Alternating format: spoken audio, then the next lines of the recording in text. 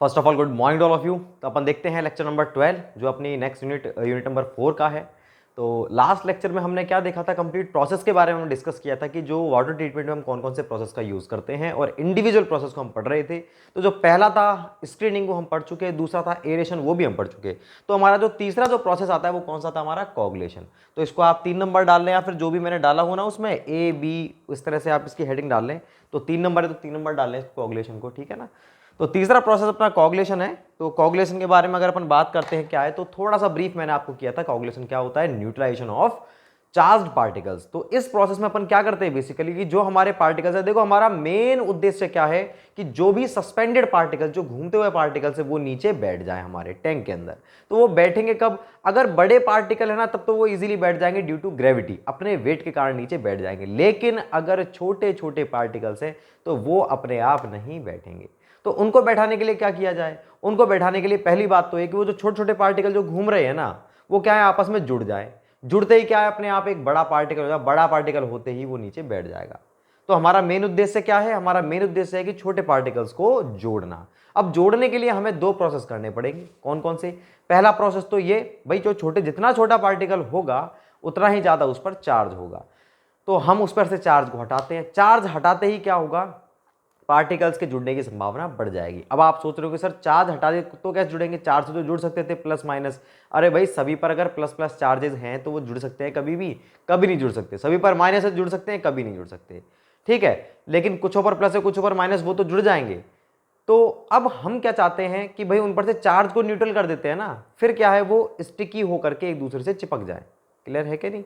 तो इसलिए हम सबसे पहला प्रोसेस क्या करते हैं, उन पर से चार्ज को हटाते हैं। अब चार्ज को कैसे हटाया जाए, चार्ज को हटाने के लिए हम उसके अंदर कुछ केमिकल को डालते हैं। तो पानी में हमने केमिकल डाले, 3-4 केमिकल हो, काफ़ी सारे केमिकल्स होते हैं, बेसिकली 3-4 केमिकल का यूज़ करते हैं। जैसे एलम हुआ, कॉपर सल्फेट, कॉपर एस हुआ, ठीक है, और अपना सोडियम एल्यूमिनेट हुआ, क्लोरिनेटेड कॉपर एस हुआ। तो 3-4 प्रकार के अपने केमिकल्स होते हैं जिनका अपन यूज़ करते हैं।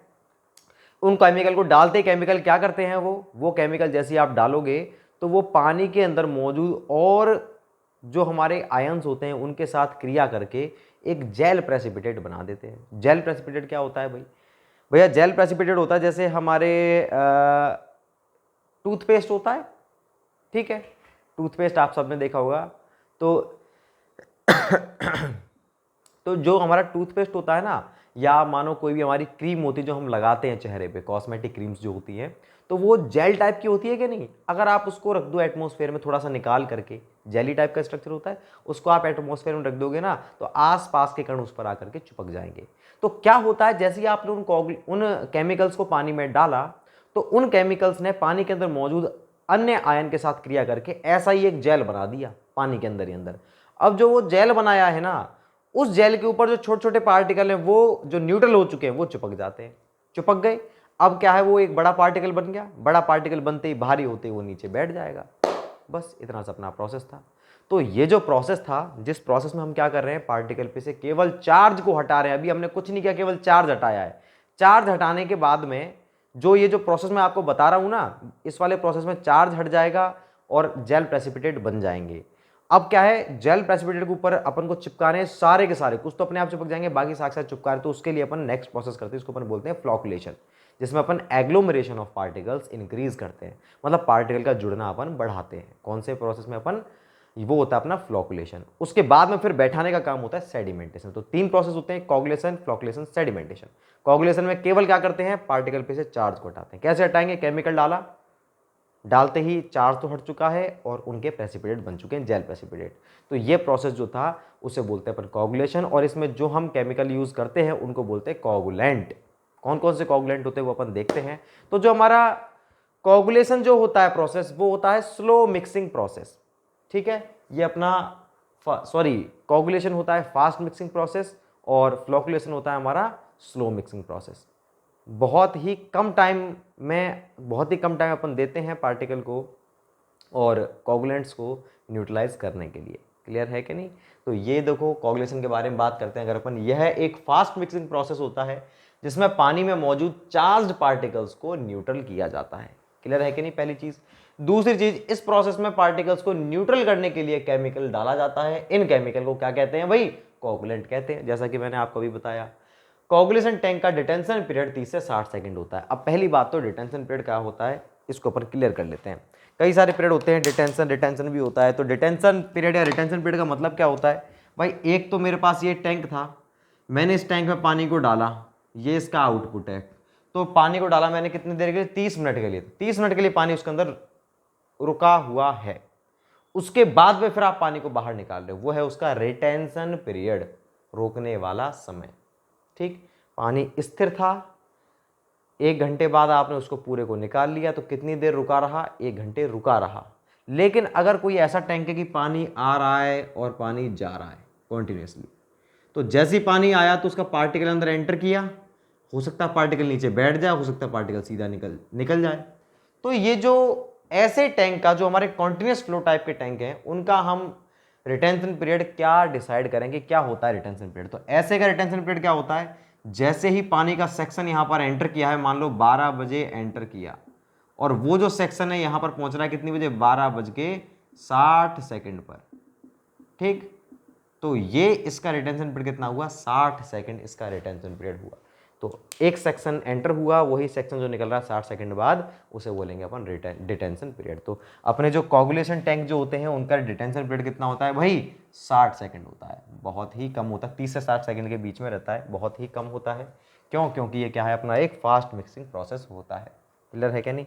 अब अगर मैं बात करता हूँ कि कोगुलेंट की बात करता हूँ, तो कोगुलेंट हमारे कितने प्रकार के होते हैं भाई, कोगुलेंट हमारे होते हैं 4 प्रकार के, जो बेसिकली अपन यूज करते हैं। पहला आता है अपना एलम, इसको अपन हाइड्रेटेड एल्यूमिनियम सल्फेट भी बोलते हैं, या इसको 1:2 कोगुलेंट भी कहते हैं। इसके कई सारे नाम है। Alum, hydrated aluminium sulphate. देखो एलम क्या होता है एक्चुअल में, केमिकल फॉर्मूला इसका Al2SO4 का whole thrice dot 18H2O।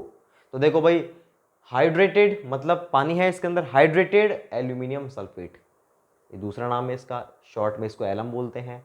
1:2 coagulant. 1:2 क्यों कहते हैं वो मैं आपको बताऊंगा अभी। तो देखो भाई, एलम, जैसे ही आपने एलम को पानी में डाला, ये रहा मेरा एलम, इसको पानी में डाला, तो पानी के अंदर एल्कलिनिटी मौजूद है। एल्कलिनिटी बहुत सारी होती है, हम पढ़ चुके हैं। OH- के कारण भी होती है, CO3- के कारण भी होती है, CO3-2 के कारण भी होती है। तो मान लो ये वाली एल्कलिनिटी मौजूद है, 3CaSO3 का होल्ड प्राइस, ये एल्कलिनिटी है क्या नहीं, ये एल्कलिनिटी है। तो एलम ने पानी में मौजूद एल्कलिनिटी के साथ क्रिया करी और क्या बनाया, देखो 2AlOH का whole thrice plus 3CaSO4 plus 6CO2 plus 18H2O। ये कंपाउंड में वो बायफरकेट हो चुका है, टूट चुका है। तो आपको क्या दिख रहा है, ये जो है ना एल्यूमिनियम हाइड्रोक्साइड, ये तो है जेल प्रेसिपिटेट, जो मैं आपको बता रहा था अभी। तो एल्यूमिनियम इससे मिलकर के, एलम इससे मिलकर के क्या बनाया, एक तो जेल प्रेसिपिटेट बनाया, gel precipitate of aluminium hydroxide बना दिया। साथ में उसने क्या किया, अपनी हार्डनेस, देखो CaSO4 ये बनाया है, ये बनाया है, ये बनाया, ये क्या है अपना हार्डनेस उत्पन्न करेगा, Ca+2 आ गया। Ca+2 आते ही हार्डनेस उत्पन्न हो गई पानी के अंदर। तो ये भाई हार्डनेस उत्पन्न कर रहा है, साथ में CO2 गैस मौजूद है। तो CO2 गैस भी इवॉल्व हो रही है इस केमिकल रिएक्शन के कारण। तो CO2 गैस के इवॉल्व होने से क्या प्रभाव पड़ता है, CO2 गैस के इवॉल्व होने से जो हमारा पानी है उसके अंदर एसिडिटी इंक्रीज होती है। तो कुल मिलाकर के अगर आपने एलम डाला तो वो एल्कलिनिटी से तो क्रिया करेगा और बढ़ा क्या देगा, हार्डनेस और एसिडिटी पानी में बढ़ा देगा, इंक्रीज कर देगा। ये तो पानी है, ये बाकी का। क्लियर है क्या नहीं। तो यही क्वेश्चन आपसे बनता है। तो क्या होता है एलम, ये ध्यान रखना है, Al2SO4 का होल थ्राइस डॉट 18H2O। और इसकी रिएक्शन आपको याद रखने की जरूरत नहीं है, रिएक्शन मैंने इसलिए लिखवाई है ताकि आपको याद रहे कि भाई एलम से क्या क्या चीज़ें हो रही हैं, किससे तो क्रिया करता है, क्या बढ़ाता है। क्वेश्चन ऐसे ही आते हैं कि एलम एसिडिटी से क्रिया करता है, एल्कलिनिटी बढ़ा जाता है, एल्कलिनिटी से क्रिया करता है, एसिडिटी बढ़ा जाता है, हार्डनेस से क्रिया करता है, ये चीज़ें पूछेंगे आपसे। तो एलम जो होता है एल्कलिनिटी से क्रिया करता है और हार्डनेस एसिडिटी दोनों चीज़ों को बढ़ाता है, ये मैंने लिख दिया है। एलम पानी में उपस्थित एल्कलिनिटी से क्रिया करता है और हार्डनेस व एसिडिटी को बढ़ाता है। एलम 6.5 से 8.5 pH रेंज पर कार्य करता है, वह इसकी डोज 10 से 30 मिलीग्राम पर लीटर होती है। किस pH पर काम करता है, 6.5 से 8.5 होगी ना पानी की pH, तब ही ये वर्क कर सकता है, अदरवाइज वर्क नहीं कर सकता। ठीक है। और दूसरी बात करते हैं अपन इसकी कि इसकी डोज कितनी होती है, 10 से 30 मिलीग्राम पर लीटर अपन इसकी डोज रखते हैं। बात करते हैं एलम पानी में उपस्थित एल्कलिनिटी से क्रिया करता है, ये तो मैं आपको बता ही चुका ऑलरेडी, ये मैंने लाइनें भी लिख दी है, दोनों ही इंपॉर्टेंट चीज़ें। तो एलम से आपको याद क्या रखना है, पहली चीज़ तो ये। अब देखो 1:2 कोगुलेंट क्यों बोलते हैं, इसलिए बोलते हैं क्योंकि एलम आपने 1 मिलाया था और जेल प्रेसिपिटेट कितने मिल रहे हैं, 2। तो एक एलम को मिलाने पर 2 जेल प्रेसिपिटेट आपको प्राप्त हो रहे हैं, इसलिए अपन इसको 1:2 कोवैलेंट भी कहते हैं। ये थी बात हमारे एलम की।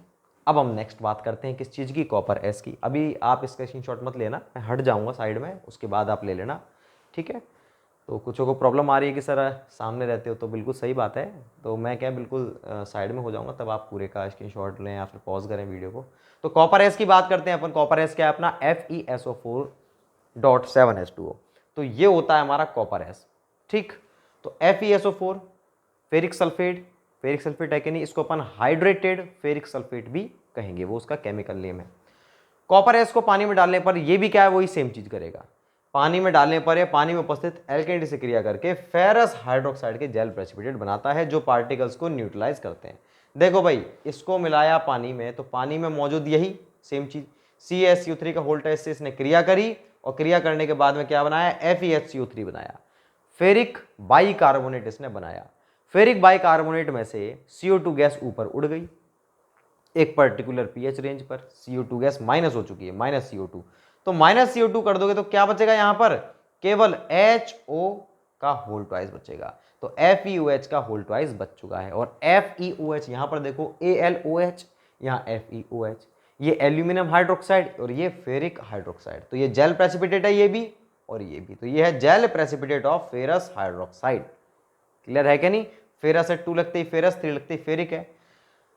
बाकी क्या प्रोडक्ट बच रहे हैं इसमें, हार्डनेस, CaSO4 बच रहा है, वो अपनी हार्डनेस बनाता है। और भाई CaSO4 कैल्शियम सल्फेट, हार्डनेस ही तो होती है। तो इस वाले केस में केवल क्या प्राप्त हो रही है पानी से अपन को, हार्डनेस, एसिडिटी प्राप्त नहीं हो रही। तो ये केवल क्या इंक्रीज करता है, ये केवल और केवल अपनी पानी की हार्डनेस को इंक्रीज करता है, एसिडिटी को इंक्रीज नहीं करता। ये काम होते हैं हमारे कॉपर एस का। क्लियर है कि नहीं, तो उसको भी मैं उतार देता हूँ इनके दोनों पॉइंट को, कि ये एक तो जो कॉपर एस होता है क्या करता है, ये कॉपर एस पानी उपस्थित एल्केन से क्रिया करके केवल हार्डनेस को बढ़ाएगा, ठीक है ना। इसकी pH रेंज भी लिख देता हूँ मैं। तो पहले आप इसको उतार देंगे, ऐसे ही फर्दर अपन जो आगे के 2 हैं उनको भी मैं लिख देता हूँ, फिर डिस्कस करते हैं अपन। आप इसको उतारेंगे,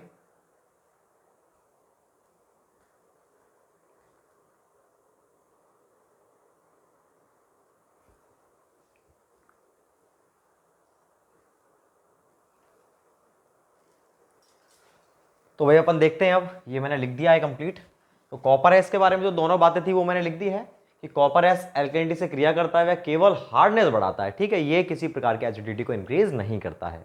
दूसरी बात क्या है हमारा, यह 8.5 से अधिक pH पर कार्य करता है, और इसकी डोज भी क्या रहती है, 10 से 30 मिलीग्राम पर लीटर होती है। तो पिछला वाला आपने देखा वो कितनी pH पर काम करता है, वो तो करता है हमारा 6.5 से 8.5 पर, और ये किस पर करता है, 8.5 से ज्यादा पर काम करता है, ठीक है। मतलब अगर पानी की pH 8.5 से ज्यादा होगी तो ही ये सारी रिएक्शन बन पाएंगे, अदरवाइज नहीं बन पाएंगे। और उस वाले केस में pH का 6.5 से 8.5 के बीच में होना मैंडेटरी है, तभी वो कंपाउंड्स बन पाएंगे, तभी वो जेल प्रेसिपिटेट बन पाएंगे, तभी पार्टिकल न्यूट्रल हो पाएगा। अब बात करते हैं हम हमारे नेक्स्ट, जो हमारा नेक्स्ट कोगुलेंट है उसकी बात करते हैं, वो हमारा क्लोरिनेटेड कॉपर एस। एक्चुअल में ये कुछ नहीं होता, जो हमारा कॉपर एस था ना, FeSO4 का होल थ्राइस .7H2O, उसी के अंदर अगर आप साथ में क्लोरीन को डाल देते हो तो वो कहलाता है क्लोरिनेटेड कॉपर एस। अब क्लोरीन को डालने से क्या हो गया, क्लोरीन को डालने से हमारे एक फायदा हो गया कि जो हमारा कॉपर एस था वो 2 कंपाउंड में डिवाइड हो गया। एक तो कौन सा हमारा, फेरिक क्लोराइड मतलब FeCl3, क्लोरीन मिलाते ही जो हमारा फेरिक सल्फेट था किसमें डिवाइड हो गया, फेरिक क्लोराइड में, और दूसरा फेरिक सल्फेट में, Fe2SO4 का होल थ्राइस, दोनों चीजों में डिवाइड हो चुका है। इन दोनों में डिवाइड हो चुका है। ये दोनों जो होते हैं हमारे कंपाउंड, दोनों ही क्या करते हैं, हमारे जेल प्रेसिपिटेट बनाते हैं। कौन से, वही FeOH का होल ट्वाइस, फेरिक हाइड्रोक्साइड के जेल प्रेसिपिटेट बनाएंगे। ये भी बनाएगा और ये भी बनाएगा। तो पानी था हमारे पास, उस पानी में आपने क्या मिलाया, केवल आपने जो हमारा कॉपर एस था उसके साथ में क्लोरीन को डाल दिया। डालते ही 2 कंपाउंड बन गए पानी के अंदर, 2 कंपाउंड घूम रहे हैं, एक तो ये घूम रहा है और एक ये घूम रहा है। ये जो है ये भी क्या करेगा, ये भी अपने फेरिक हाइड्रोक्साइड के जेल प्रेसिपिटेट बनाएगा, ये भी फेरिक हाइड्रोक्साइड के जेल प्रेसिपिटेट बनाएगा। लेकिन ये तो कब बनाएगा, जब पानी की जो pH है 3.5 से 6.5 के बीच में हो, या फिर 8.5 से ज्यादा हो। मतलब ये दोनों pH रेंज पे काम करेगा। तो दोनों ही पानी में मौजूद घूम रहे हैं, पानी की pH 3.5 से 6.5 के बीच में, तो इसके बनेंगे। 8.5 से ज्यादा है तो भी इसी के जेल प्रेसिपिटेट बनेंगे। लेकिन अगर पानी की pH जो है 4 से 7 के बीच में है तो इसके बनेंगे, और 9 से ज्यादा है तो इसके बनेंगे।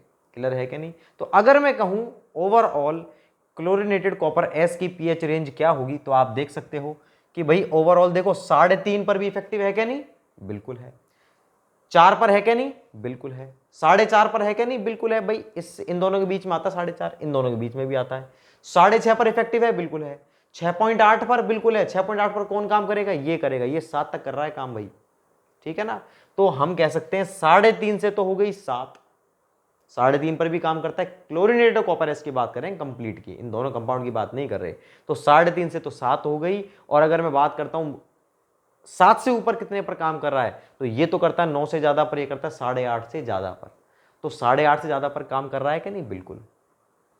8.8 पर काम करेगा कि नहीं, बिल्कुल करेगा, ये वाला करेगा काम। 9 पर ये वाला करेगा, 9.1 पर ये वाला करेगा, वो भी करेगा, दोनों करेंगे। क्लियर है कि नहीं। तो ओवरऑल रेंज क्या होगी, 3.5 से 7 हो गई और 8.5 से ज़्यादा हो गई। अब देखो भाई, ये जो हमारे पहले वाले, तो पहला दूसरा तीसरा तीनों कंप्लीट हो गए। इसमें अपन को फ़ायदा क्या हो गया कि अगर पानी की पीएच में थोड़ा चेंजेस हैं तो ये वाले का अपन यूज़ कर सकते हैं। लेकिन जो हमारे पहले वाले जो प्रेसिपिटेट बने थे ना, वो मैं शायद साइड में लिख देता हूँ। देखो जो हमारा जो बना था FeOH का होल ट्वाइस, ठीक है, इनके कारण जो बनते हैं, ठीक है। और वो था AlOH का होल ट्वाइस। इनको तो एल्यूमिनियम हाइड्रोक्साइड है, इसको अपन क्या बोलते हैं, एलम के फ्लॉक्स बन गए। और ये किसके फ्लॉक्स हैं, आयरन के फ्लॉक्स बन गए, गुच्छे बन गए, जेल प्रेसिपिटेट बन चुके हैं। तो अपन क्या है, एलम के फ्लॉक्स का ही यूज करते हैं वाटर सप्लाई में, अपन आयरन के फ्लॉक्स का यूज नहीं करते। हर चीज में देखो आयरन जो है बेस्ट है, हर चीज के अंदर आयरन के जो फ्लॉक्स है, मतलब कॉपर एस का यूज करें या क्लोरिनेटेड कॉपर एस का यूज करें, हर चीज में जो आयरन के फ्लॉक्स बन रहे हैं वो हमारे लिए बेस्ट है। क्यों है, एक तो ये सस्ता होता है, ये जो हमारा कोगुलेंट है सस्ता है। और दूसरी बात क्या है, इजीली वाइड रेंज पर काम कर रहा है ये। वो केवल 6.5 से 8.5 पर काम करता है एलम, लेकिन ये वाइड रेंज पर काम करता है, 3 पर भी कर रहा है काम, उस पर भी कर रहा है, 9 से ज्यादा पर भी कर रहा है, ठीक है। तो फिर भी हम वाटर सप्लाई के अंदर आयरन के फ्लॉक्स का यूज क्यों नहीं करते, तो इसके पीछे कई सारे रीजन है। क्या क्या रीजन है, पहला रीजन तो ये है कि इसके कारण क्या होगा, पानी में कलर उत्पन्न होगा। आयरन मैंगनीज के कारण पानी में कलर उत्पन्न होता है, उनको तो हम पहले से, उनके लिए अलग से हम टेक्निक यूज करते हैं। अगर आयरन मौजूद है उसको हटाने के लिए, और हम जानबूझ के आयरन डाल रहे हैं, एक तो गलती कर रहे हैं ये, ठीक है। दूसरी चीज क्या होती है, आयरन डालने से क्या होगा, कोरोजन होगा, और क्या होगा, ट्यूबरकुलेशन होगा, ठीक है, और कलर उत्पन्न होगा। ये सारी सारी चीजें एक्स्ट्रा हो चुकी है हमारे पानी में आयरन को डालने से, इसलिए हम इनके फ्लॉक्स का यूज नहीं करते हैं। इसलिए हम इन दोनों का यूज वाटर सप्लाई के अंदर नहीं करते। तो इनका यूज किस में किया जाता है, जो हमारा सीवेज का ट्रीटमेंट करते हैं वहां पर अपन इनका यूज कर सकते हैं। वाटर ट्रीटमेंट के अंदर केवल और केवल एलम का यूज किया जाता है। इन चीजों को मैंने लिख दिया है नोट के रूप में। आयरन फ्लॉक्स एलम फ्लॉक्स से सस्ते होते हैं, वह अधिक पीएच रेंज पर कार्य करते हैं, फिर भी इनका यूज वाटर सप्लाई के लिए नहीं किया जाता, ठीक है। वाटर ट्रीटमेंट लिखूंगा, सॉरी, वाटर ट्रीटमेंट में नहीं किया जाता। क्यों लिख दिया मैंने साइड में याद रखने के लिए, due to corrosion, tuberculation and colour. Second क्या है, वाटर ट्रीटमेंट में एलम फ्लॉक्स का यूज करते हैं, जबकि सीवेज ट्रीटमेंट में आयरन फ्लॉक्स का, ठीक है ना, उसमें अपन आयरन फ्लॉक्स का करेंगे। अब जो हमारा लास्ट आता है उसको देखते हैं हम, कोगुलेंट, वो है हमारा सोडियम एल्यूमिनेट Na2Al2O4। ये देखो और भी इंटरेस्टिंग है, क्यों है, इसमें क्या होता है, जैसे ही पानी में आपने सोडियम एल्यूमिनेट डाला तो उसने पानी के अंदर जितनी भी हार्डनेस थी ना, मतलब हार्डनेस किसके कारण होती है, कैल्शियम मैग्नीशियम, ये जुड़ता है हमारा sulphate, chloride, nitrate, carbonate, bicarbonate, इनसे जुड़ता है। उसके कारण हमारी क्या होती है, ये हार्डनेस उत्पन्न होती है। तो सोडियम एल्यूमिनेट जैसे ही हमारी हार्डनेस से क्रिया करता है तो क्या होता है, इंटरचेंज हो जाती चीजें, कैल्शियम और मैग्नीशियम तो जुड़ जाएगा एल्यूमिनेट से, कैल्शियम मैग्नीशियम के एल्यूमिनेट बन जाएंगे, प्लस में सोडियम जुड़ जाएगा बाकी चीजों से, तो सोडियम जुड़ गया इन सब से। तो सोडियम जब इन सब से जुड़ चुका है तो सोडियम के कारण किसी प्रकार की हार्डनेस होती है क्या, बिल्कुल नहीं होती, ये हम ऑलरेडी डिस्कस कर चुके हैं। तो क्या हो गया, एक तरह से हमारी हार्डनेस रिमूव ही हो गई।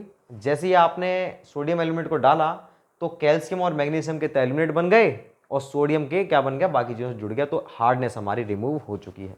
तो कुल मिलाकर के मैं कह सकता हूं कि इसका मतलब क्या है, इसका मतलब है हार्डनेस रिमूव्ड। क्लियर है क्या नहीं, पहली बात। और ये जो एल्यूमिनेट बने हैं ना, कैल्शियम एल्यूमिनेट और मैग्नीशियम एल्यूमिनेट, इन दोनों एल्यूमिनेट के कारण क्या होता है, जेल प्रेसिपिटेट बनते हैं और ये पार्टिकल को क्या करते हैं, न्यूट्रल कर देते हैं। अब इसमें हमने देखा कि इसमें तो हमको और फायदा हो गया। दूसरी बात, ये किस पीएच रेंज पर काम करता है, 6 से 8.5 पर। पानी की पीएच इतनी होती है लगभग, तो 6 से 8.5 पीएच रेंज पर काम कर रहा है। और दूसरी बात क्या है, ये सभी हार्डनेस को रिमूव कर रहा है। फिर भी हम सोडियम एल्यूमिनेट का यूज नहीं करते हैं वाटर ट्रीटमेंट के अंदर। क्यों नहीं करते हैं, क्योंकि वाटर ट्रीटमेंट जो है एक लार्ज स्केल का काम है, गवर्नमेंट का काम है, कंप्लीट पब्लिक को पानी देना है फ्री में, या फिर थोड़े बहुत रुपए लेते हैं। तो इतने बड़े स्केल के लिए इतना ज़्यादा ये खर्चा नहीं कर सकते। सबसे ज़्यादा महंगा होता है, लगभग 1.5 गुना महंगा होता है ये एलम की तुलना में, इसलिए अपन इसका यूज़ नहीं करते। क्लियर है क्या नहीं, केवल महंगे होने के कारण। लेकिन जो बॉयलर इंडस्ट्रीज़ होती है ना, जहाँ पर बॉयलर फीडिंग प्लांट्स होते हैं, वहाँ पर इसका यूज़ करते हैं। भाई वो तो किसी का पर्सनल है, तो वो तो अपने घर में चाहे कितने रुपए लगाए, अपनी इंडस्ट्री में कितने रुपए लगाए। तो यही चीज़ है, इसे पानी में डालने पर कैल्शियम मैग्नीशियम एल्यूमिनेट के जेल प्रेसिपिटेट बनते हैं जो पार्टिकल्स को न्यूट्रल करते हैं। इस कोगलेंट के द्वारा हार्डनेस भी रिमूव होती है, लेकिन कॉस्टली होने के कारण सामान्य इसका यूज नहीं किया जाता। यह 6 से 8.5 पीएच पर काम करता है। नोट क्या है, इसका यूज कहां पर करते हैं, बॉयलर फीड प्लांट के अंदर अपन इसका यूज करते हैं। क्लियर है क्या नहीं। तो ये सारे के सारे जो थे अपने, वो क्या थे हमारे, ये सारे हमने कोगुलेंट्स पढ़ा था, कोगुलेशन प्रोसेस भी पढ़ा था। तो एक बार आप इसको उतार लीजिए, मैं साइड में हट जाता हूं।